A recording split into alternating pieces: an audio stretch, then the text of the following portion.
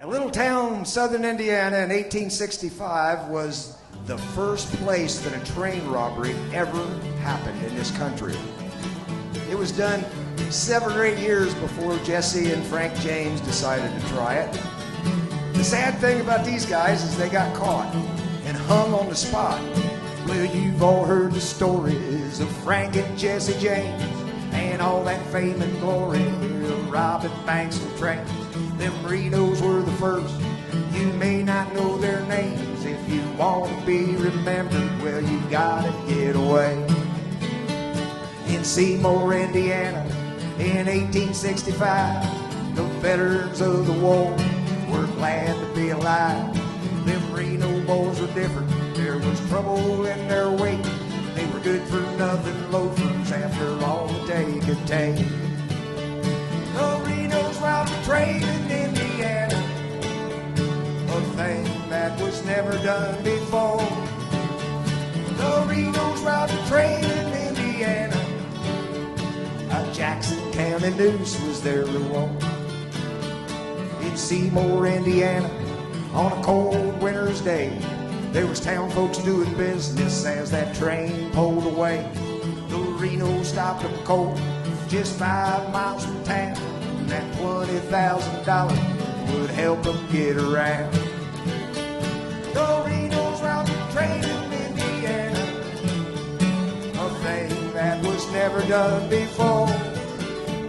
The Renos robbed a train in Indiana, a Jackson County noose was their reward. Get 'em, boys.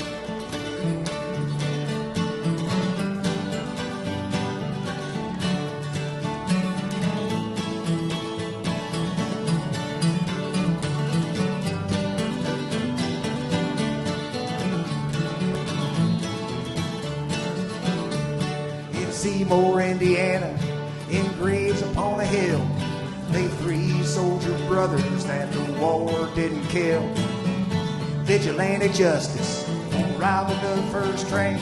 They hung them by the rail and history lost their name. But the Renos robbed a train in Indiana, a thing that was never done before.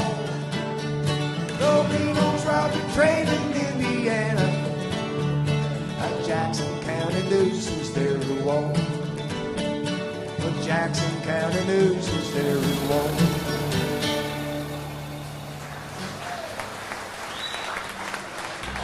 Thank you. Thank you very much. You're very kind.